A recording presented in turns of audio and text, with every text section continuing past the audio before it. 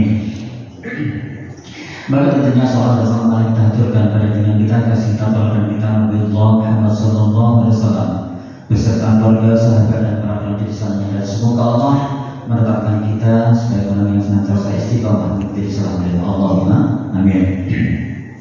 Bapak Allah, maka tentunya kita yakin, kita sadar bahwa kita ada di masjid yang mustajabah, di tempat yang senantiasa kita dijabah oleh Allah dan diaminkan oleh para malaikat. Untuk kita berdoa Allah, semoga Allah senantiasa melimpahkan rahmat, hidayah dan barakahnya atas diri kita, atas keluarga kita dan atas putra putri kita semua. Amin.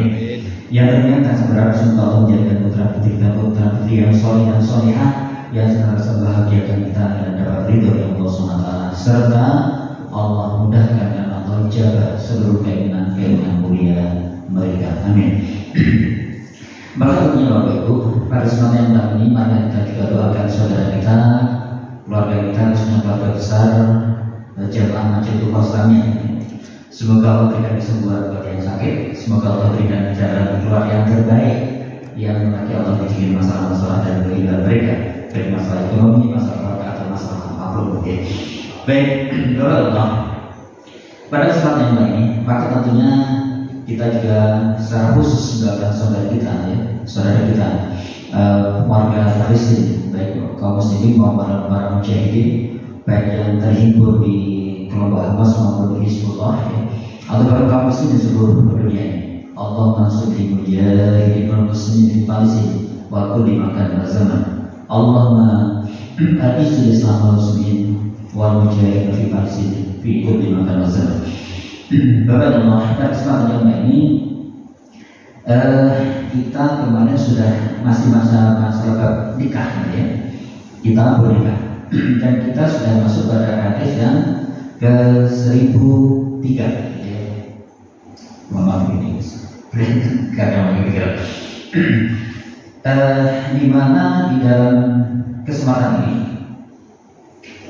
yaitu Rasulullah memberikan satu perintah kepada kita semua untuk disunahkan di dalam setiap khutbah, ya, terutama di khutbah nikah, yaitu untuk senantiasa baca innal hamdalillah, nahmaduhu wa nasta'inuhu wa nastaghfiruh wa na'udzu billahi min syururi anfusina may yahdihillahu fala mudilla lahu wa may yudlil fala hadiya lahu.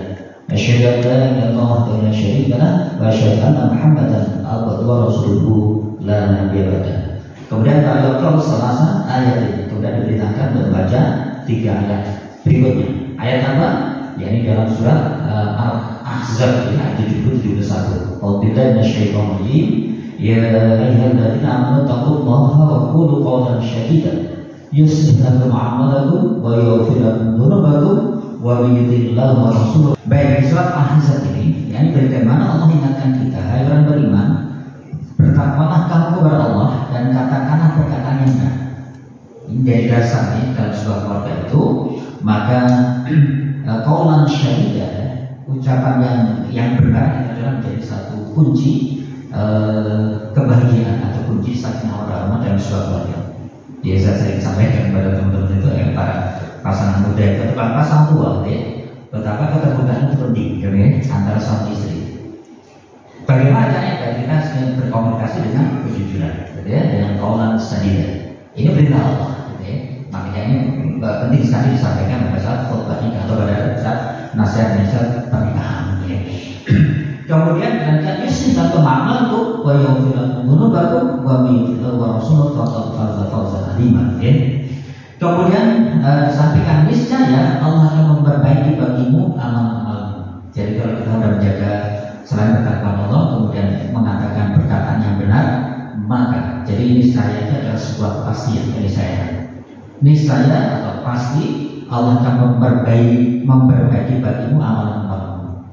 Ya, jadi ini menjadi orang, kalaupun kita ingin menjaga keluarga kita yang sakinah warahmah, mari kita disampaikan ini bagaimana Rasulullah bersabda, "Idza aradallahu bi 'abdin khairan faqad bihi." Barang siapa yang ketika Allah ingin menjadikan pribadi itu adalah baik, maka Allah jadikan dia faqih dalam beragama. Dan faqih beragama, dan faqih beragama itu adalah salah satunya bagaimana amalan-amalan kita akan baik dan terus berusaha Allah perintahkan kita. kita, selain bertakwa kepadanya maka diperintahkan untuk senantiasa berkata yang benar. Maka pasti Allah akan memperbaiki bagimu amalan-amalanmu dan mengampuni bagimu dosa-dosamu. Ini satu yang luar biasa yang tentunya mari terus kita jaga lisan kita ya, terutama untuk pasangan kita. Gitu ya, Bapak Ibu ya, tolong sampaikan yang baik-baik saja. Kalau mau marah tahan ya. Karena nanti juga diingatkan dalam pernikahan itu salah satu kunci kehancuran adalah marah. Gitu ya. Bahkan Rasul mengatakan ada 3 pintu setan masuk diri kita. Ya, salah satunya adalah marah. Gitu ya. Ya ini yang harus kita jaga. Dan ternyata apa sudah cukup belum? Ya. Sehingga Allah perintahkan wa may yuti'illahu wa rasulah. Ya. Dan barang siapa yang mentaati Allah dan Rasulnya faqad faza fawzan azima, ya, maka sesungguhnya ia telah mendapatkan kemenangan yang besar. Sallallahu alaihi kemenangan yang besar itu lagi kalau kita bawa kepada dunia akhirat nanti atau di akhir nanti ya kemenangan yang besar ya surga itu ya. Sedangkan di dunia ini kemenangan yang besar apa ya? Hidup mulia. Hidup mulia itu apa? Hidup yang penuh dengan satu ketakwaan, hidup yang dimana di situ kita dipercaya oleh manusia juga dipercaya oleh Allah. Gitu ya, ini satu contoh sehingga seringkali jadi moto ya, ikut muslim orang baik saudara ya. Jadilah muslim yang baik atau mati saya. Ya ini saudara yang terus kita kuatkan dari kita dan kita ajarkan, kita ajak istri-istri kita atau suami kita Bapak Ibu ya. Kemudian kita juga ajarkan untuk anak-anak kita, ya, anak kita biar mereka betapa Allah akan menjadikan satu kemenangan besar, yaitu bahagia dunia dan akhirat itu dengan cara yang kita mentaati Allah dan Rasulnya, ya.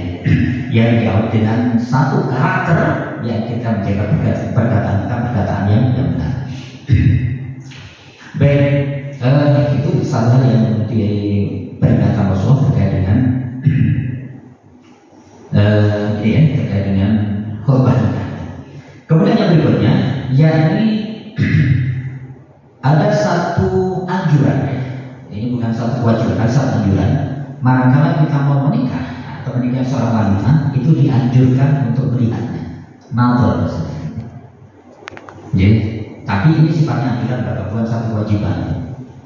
Jadi sehingga ini Rasulullah beberapa kali memberikan satu anjuran kepada para sahabat yang mau menikahi untuk melihat wanita tersebut. Tetapi kalau tidak, karena satu keyakinan yang mungkin sudah percaya dengan yang melantarkan ya, itu seperti apa? Artinya cara-cara yang benar, ya, cara-cara yang baik. Sebagaimana Rasul contohkan dengan satu hati penuh keyakinan atas dasar ketakwaan kita atau ketaatan kita kepada Allah dan Rasul itu pasti Allah akan berikan satu kemudahan. Jadi kalau saya di sini malah lebih simpel lagi. Sekian minggu selesai juga nikah, sehingga pada saat saya khidbah datang sendiri ke ibu. Saya datang ke ibu mertua calon ibu mertuanya ibu, istri dari kakak adik berarti sudah. Terus gimana diterima ya alhamdulillah. Selesai datang sendiri. Baru saya sampaikan kepada beliaunya, insya Allah nanti hari Ahad saya akan salam sini, salam dengan ibu. Saya ke ibu dan ibu. Kemudian nanti pada kakak tertua, Mas aku dalam udah diterima, ya. Sehingga pembicaraannya pada saat silaturahim ini, tolong jangan putuskan untuk menikah. Saya minta waktu 3 minggu ke depan. Saya nggak kuliah nangisnya salah satu pokoknya disampaikan itu. Kaget juga. Ada Allah berikan satu kemudian. Assalamualaikum. Lagi Bapak Ibu.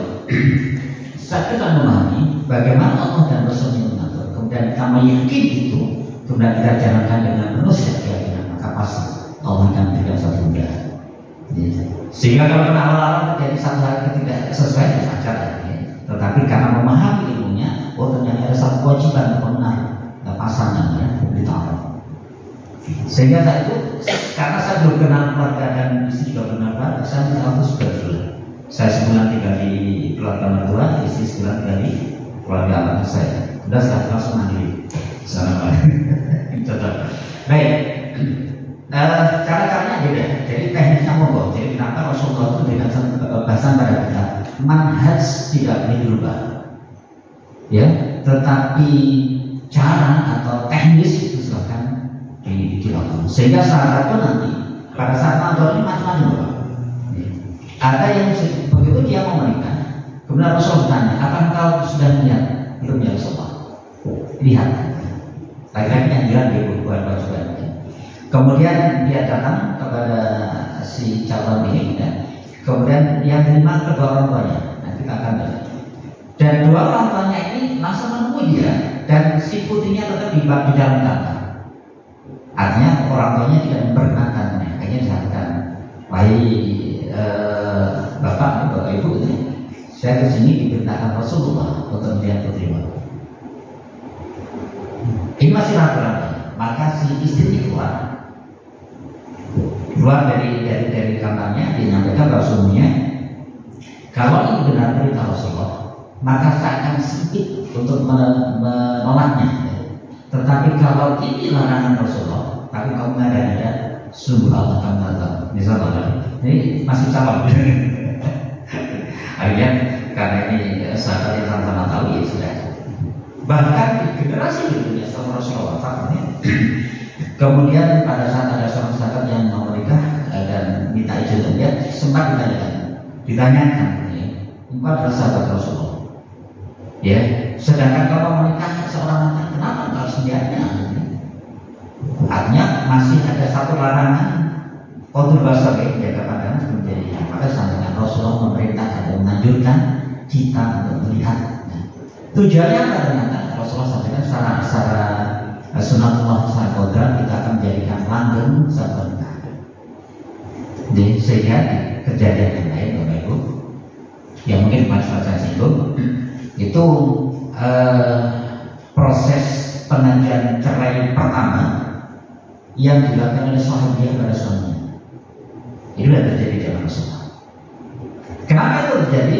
Karena saat itu dari keluarga laki-laki ini, ya lagi kembali lagi, keluarga laki-laki ini adalah keluarga yang terkenal kaya dan nggak ada mati, ya. Sehingga si wanita ini yakin gitu aja. Sehingga itu mau dilamar kalau itu oke mau, gitu. Lihat enggak, gitu. Sedangkan yang suami ini ya kalau suami nggak tahu kalau istrinya cantik, kan. Sehingga diterima pernikahan, begitu terjadi pernikahan dia kaget si istri ini. Kok ini, gitu ya. Artinya digambarkan di situ keluarga ini adalah keluarga yang memang keluarga yang secara fisik besar, tetapi yang melamar dia ini kebetulan kaya, tetapi pendek gitu ya, sehingga menjadikan si istri ini ya dan dari istri itu tidak bisa terima. Berarti kalau itu apa yang dilakukan oleh sahabat ini? Dia kata kepada Rasul, padahal yang saya mas kawinnya apa Bapak? Bukan seperangkat Rasulullah, bukan izin mas, bukan sekian hektar pohon kurma, kebun kurma. Itu mas kawinnya memang ini.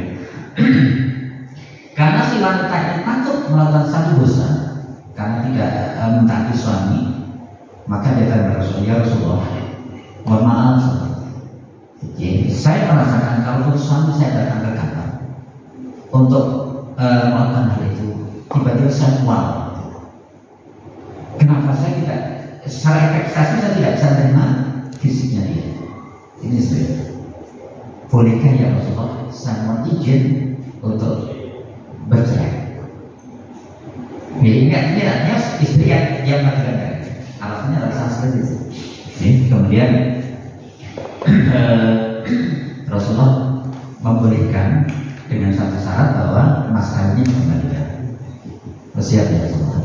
Ya, sebagai mas kawinnya dikembalikan, maka nantinya ini sudah terjadi satu sejarah. Baik, Bapak Ibu kita coba baca beberapa hadis ya terkait dengan melihat.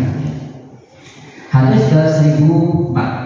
Bismillahirrahmanirrahim. Wa an Jabir, dari Jabir radhiyallahu anhu qala, ia berkata, qala bersabda Rasulullah sallallahu alaihi wasallam, dan Rasulullah sallallahu alaihi wasallam, idza khadaba ahadukum al-mar'ah fa in istata'a ay yanzura minha ila ma yadhu ila nikahnya falyaf'al. Jadi Rasulullah bersabda, apabila salah seorang di antara kalian melamar seorang perempuan, maka jika dia bisa memandangnya, maka jika dia bisa memandangnya sesuatu yang membuatnya tertarik untuk menikahinya, hendaklah dia melakukannya. Jadi artinya udah mau nambah, makanya nator penting dia tahu dan nator, dan situ boleh suami atau istri atau calon ya tadi itu bisa tolak. Tidak harus dari suami saja, calon suami tapi calon istri pun boleh tolaknya kalau dia tidak berkenan dengan sang calon suami. Ya. Baik, hadis riwayat Ahmad dan Abu Daud ini dengan perawi yang cukup kuat ya, dapat berjaya dan sahih dari Al-Hakim. Ya. Baik, dikuatkan oleh hadis yang lain yang diriwayatkan Tirmidzi dan An-Nasa'i. Sebenarnya walahu syahidun, dan atas hadis ini ada satu penguat. Dari siapa? Inda Tirmidzi, dari Imam Tirmidzi, wan Nasa'i dan Nasa'i serta Al-Mughirah dan Mughirah. Jadi hadis tadi yang diriwayatkan Jabir itu dikuatkan oleh Imam Tirmidzi dan An-Nasa'i dari Mughirah. Baik, kemudian ternyata juga dikuatkan wa dari Ibnu Majah. Ibnu Majah juga menguatkan wa Ibnu Hibban dan Ibnu Hibban min hadis Muhammad bin Musallam. Jadi artinya hadis yang menganjurkan untuk melihat tadi Ramadan itu banyak sahabat yang menguatkannya. Baik. Kemudian ini saya kira tadi Bismillahirrahmanirrahim. Walil Muslimin, dari riwayat Muslim, An Abi Hurairah, dari Abi Hurairah radhiyallahu anhu, An Nabi sallallahu alaihi wasallam, Nabi Muhammad sallallahu alaihi wasallam, qala, beliau bersabda, li rajulin, kepada seorang laki-laki. Ya, laki-laki apa? Azwaja imra'atan. Ya, laki-laki yang akan menikahi seorang wanita. Pertanyaan Rasulullah, Amdorta ilayya, apakah engkau telah melihatnya? Maka mengatakanlah belum ya Rasulullah, tidak. Maka Rasulullah berkatakan, qala, sabda Rasulullah, idhab fanzur ilayya.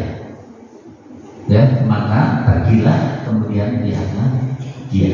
Okay. Hadis ini adalah dalil tentang anjuran. Misalnya saya ulang lagi, hadis ini adalah dalil tentang anjuran untuk melihat seorang wanita atau wanita yang hendak dinikahi.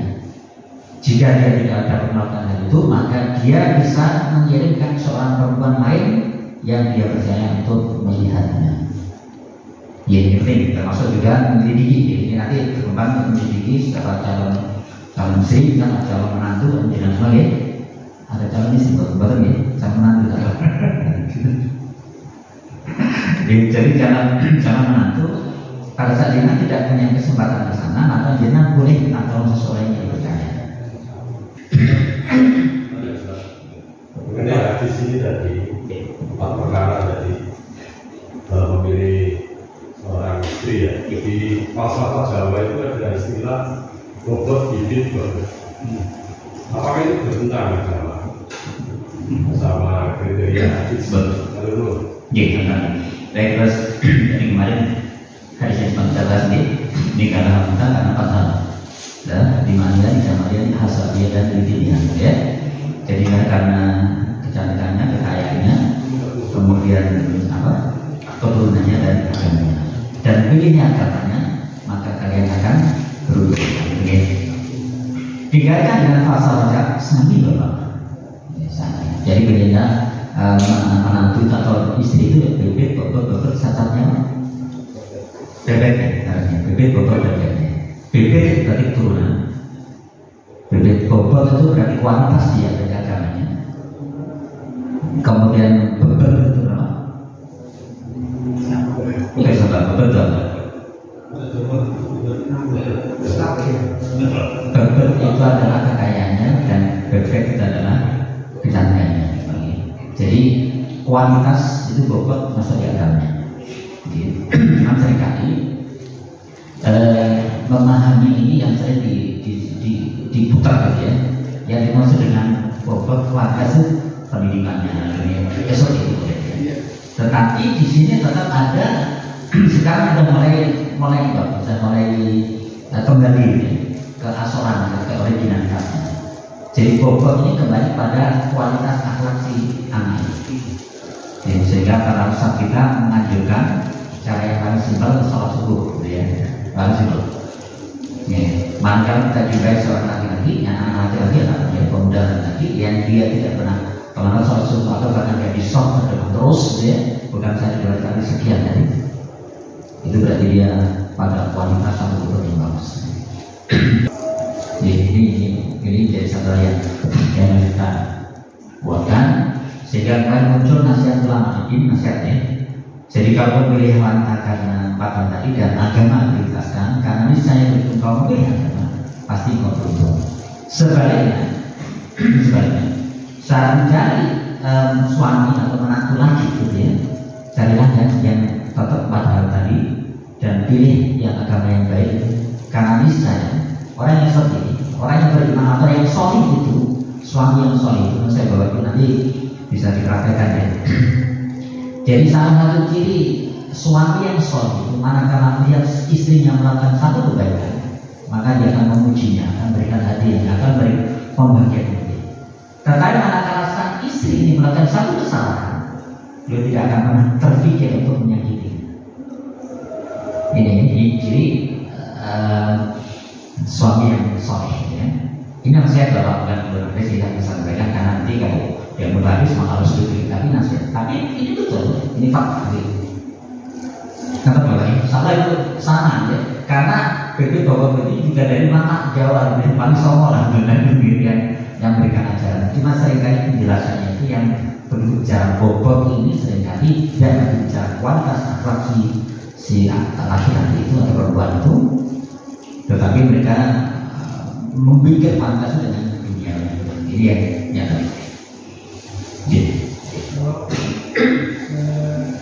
Tahu saya, menurut saya itu sangat gampang. Kalau mau mencari calon istri apapun suami, beli nasab juga, beli jamaah juga, beli kalau kalimatnya bisa memenuhi kriteria itu, insya Allah kalau tidak bisa lakukan syarat ini minimal ibunya katanya betul apa betul? Oh, bukan katanya harus kemarin banyak baca. Tadi kalau apa itu menyinggung ya. Jadi kemarin di hadis yang serius satu. Ya, hadis yang ini juga teman-teman yang pekan lalu. Bagaimana Abu Hurairah melibatkan ya sahabat Nabi Bismillahirrahmanirrahim Abu Hurairah dari Abu Hurairah lalu. Ali Nabi SAW dari Nabi Muhammad SAW. Qala beliau bersabda. Apa yang disabdakan? Tungkahul mar'ah. Ya, nikahlah wanita diadab karena empat hal. Di antara imaniah dan kayanya. Wali asal dia dan keturunannya, wali jamalia dan kecantikan atau ketampanan, jadi wali diniyah dan agamanya. Berarti tadi belum selesai. Kemudian Rasulullah mengatakan fatfar di bidalati, pilihlah karena agamanya, maka taribat yada, engkau akan selamat atasnya. Jadi kalau dapat apa-apa selamat apa-apa. Ini tugas kita. Saya lihat jangan semua adalah kategori cukup lagi atau mungkin kaya bahkan. Santunan soleh, ya tadi jadinya sudah ada punya keluarga, ya dan punya putra putri sehingga putra putri ini secara manila oke, karena orang tuanya cukup, ya kemudian karena di hasabnya saya jadi orang baik. Kemudian di zamannya saya kenal putra putri ke dalam kedewan ya. Kutu gimana? Tinggal bagaimana kita memenuhi syarat yang keempat, yakni dirinya. Jadi artinya saat itu kan keberuntungan untuk putra putri kita. Mereka terlahir dari keluarga yang cukup bahkan kaya, ya. Seperti Jinnah Mola, ya.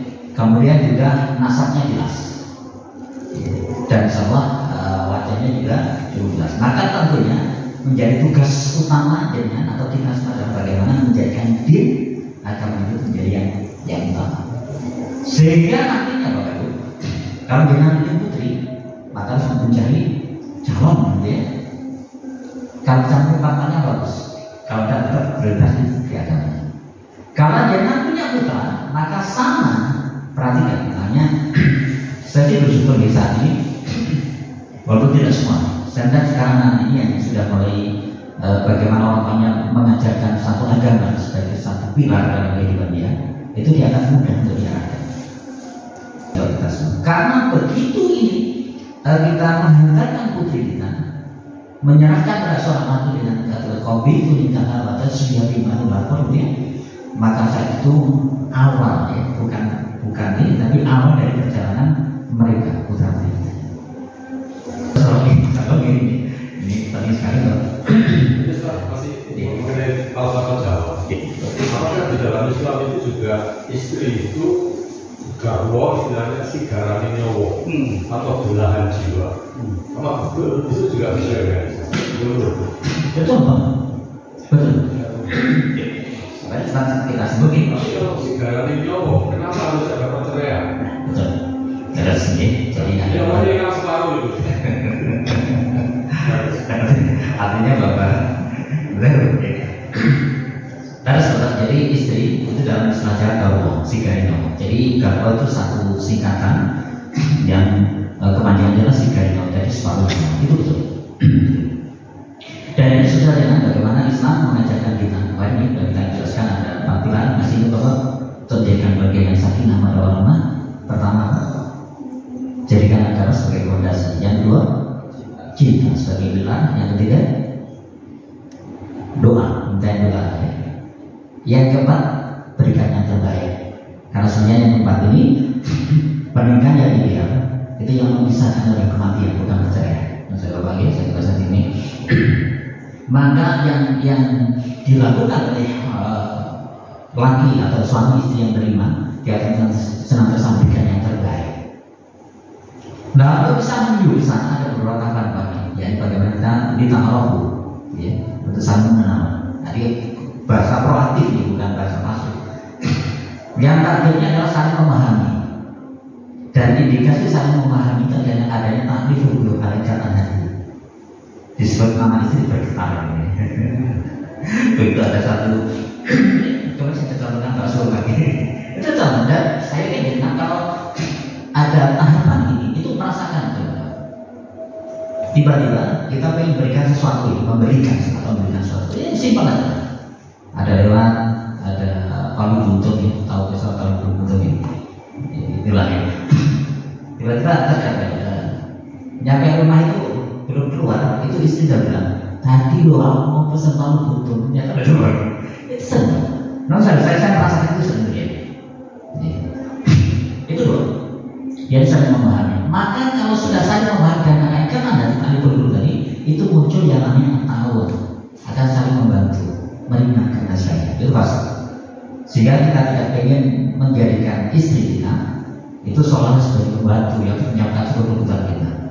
Atau bahkan seorang istri tidak akan ingin suaminya pulang pagi berangkat malamnya itu saya tidak ada waktu untuk kita. Itu ditawar. Maka baru kalau sudah tawar ini nanti berikutnya kita akan takafur, itu menyatu itu kalau. Ya, sehingga di dalam Al-Quran disebutkan bahwa guru nanti basulah yang tahu wanita dibasuh pada pakaian buat suami, waktu dibasuh dan kalau laki-laki atau suami pakaian buat istri. Dan bapak ibu pakaian bukan sekedar menutup awal ya, tapi pakaian itu selain menutup awal juga membuat indah, membuat cantik, membuat dan sebagainya. Tetapi Islam belum berfungsi loh. Jadi kalau di istilah Jawa itu garwo, itu adalah paling tinggi. Islam masih dilanjutkan satu step itu, namanya ihsan. Apa ihsan? Itu mendahulukan pasangan kita. Kita tidak akan merasakan nikmat atau merasakan kenikmatan itu sebelum membuat istri kita atau sebagainya. Ini namanya ihsan, itu puncaknya. Sehingga terus kalau misal, makanya saudara istri tidak akan pernah bercerai, tidak akan pernah bercerai. Ya, yang terjadi kalau nanti salah satu pasangan itu meninggal itu, sebagai bagaimana Rasulullah, misalnya dengan Sayyidah Khadijah, itu tidak bisa digantikan oleh istri beliau yang lain. Ya, sehingga dengar suara sahabatnya atau sepupunya yang suaranya Khadijah itu langsung meninggal. Ya, saat bersama dengan istri yang lain menyebut istri saja, sama itu itu namanya kita. Kenapa? Karena Sayyidah Khadijah itu senantiasa mendahulukan kepentingan Rasulullah dan Rasulullah juga senantiasa memperhatikan sampai di bilang ada ya beliau. Ada dua yang kisah sangat fenomenal. Yang pertama, betapa Sayyidah Khadijah ini sudah disakit itu tidak berani ngomong langsung pada Rasulullah bahwa beliau ingin dikafani, ditanya dikafani dengan surganya Rasulullah. Maka menyampaikan pada Fatimah, tolong sampaikan kepada ayah. Nanti kalau saya meninggal, tolong dikafani dengan jubah yang senantiasa dipakai. Maaf, surganya bersama. Bapak Ibu, permintaan saya yang Sayyidah Khadijah langsung dijawab mereka Jibril, jangan.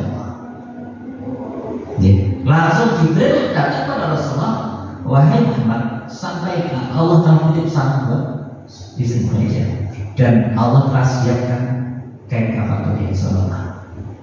Ini contoh ya. Kenapa itu bisa terjadi Bapak Ibu? Kita semua tahu misalnya bagaimana Sayyidah Khadijah. Tetapi di akhir ayat yang beliau sudah tidak banyak lagi katanya itu bakal habis itu sampai berpesan pada Rasulullah itu udah Rasulullah sedih. Belum tanya, wahai suamiku kenapa kau sedih? Kalau ternyata nanti Allah takdirkan aku meninggal lebih dulu, kemudian engkau butuhkan bantuan, bongkar kuburanmu, ambil tulang-tulang untuk bantu Rasulullah. Ini saya ada.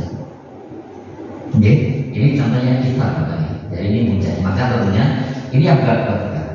Tapi kita ambil di sana, menuju sana. Oke, tapi sudah ada. Kalau di sana kita aja yang di sana, istri belum itu berat. Atau istri aja yang kita belum itu. Tapi kalau badannya menuju ke sana semua, indah sekali, indah sekali. Terus lagi jadi kabel, terus itu pasal jalan. Tetapi di Islam masih ada satu lagi kabel, yang namanya iman. Selamat.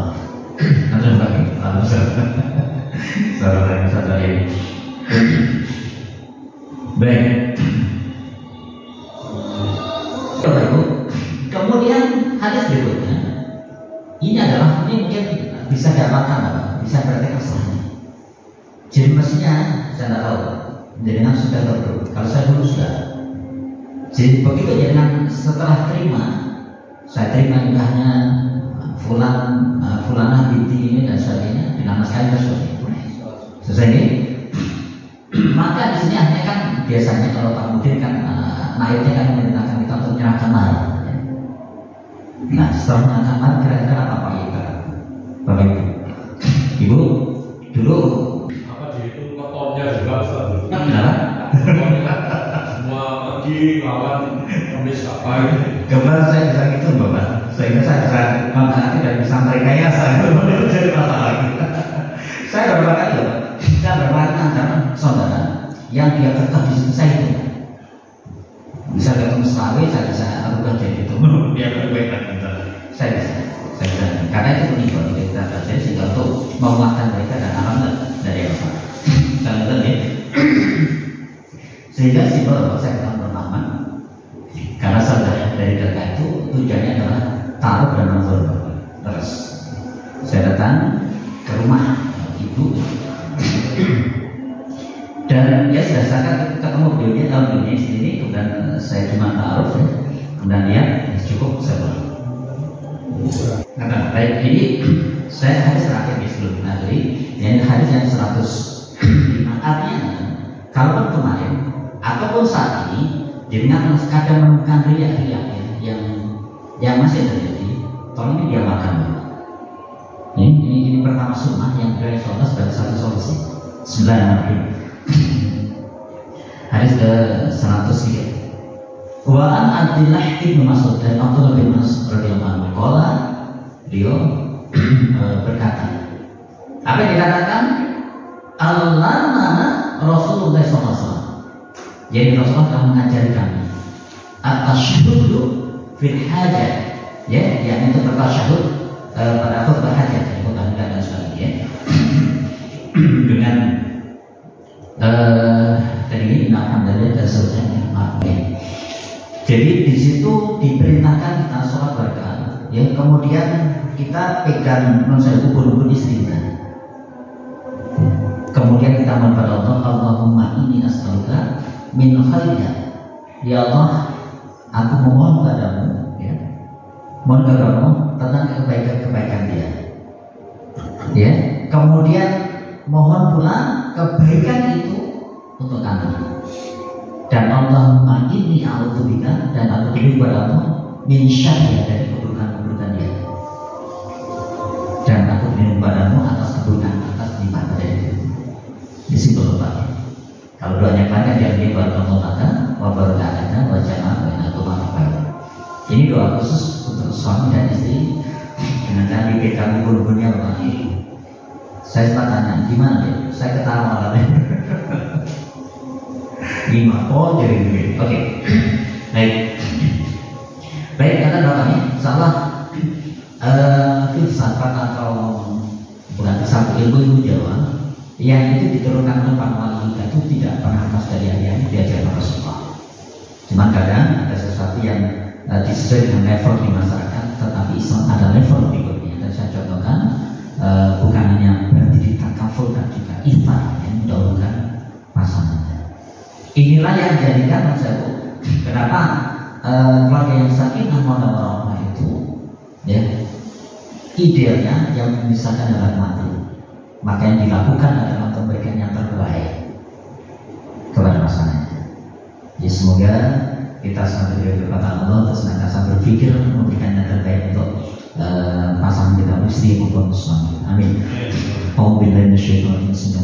Allahumma shalli ala sayyidina Muhammad wa sallim Muhammad abdullahi amin. Allahumma ighfir lil muslimina wal muslimat wal mu'minina wal mu'minat al ahya'i minhum wal amwat innaka sami'un qaribun mujibud da'wati ya hayyul hajat. Allahumma ighfir lana dzunubana wa lil walidina warhamhum kama rabbayana shaghira. Allahumma rabbana hab lana min azwajina wa dhurriyyatina qurrata a'yun waj'alna lil muttaqina imama. Allahumma arina al-haqqa haqqan warzuqna ittiba'ahu wa arina al-batila batilan warzuqna ijtinaba. Allahumma inna na'udzu bika min 'ilmin la yanfa wa qalbin la yakhsha wa amalin la yurfa wa tu'inul Islam. Allahumma ansur li mujahidin wal muslimin fi Palestin. Allahumma a'izzil Islam wal muslimin wal mujahidin fi Palestin. Allahumma sallimna wal muslimin wal mujahidin fi Palestin.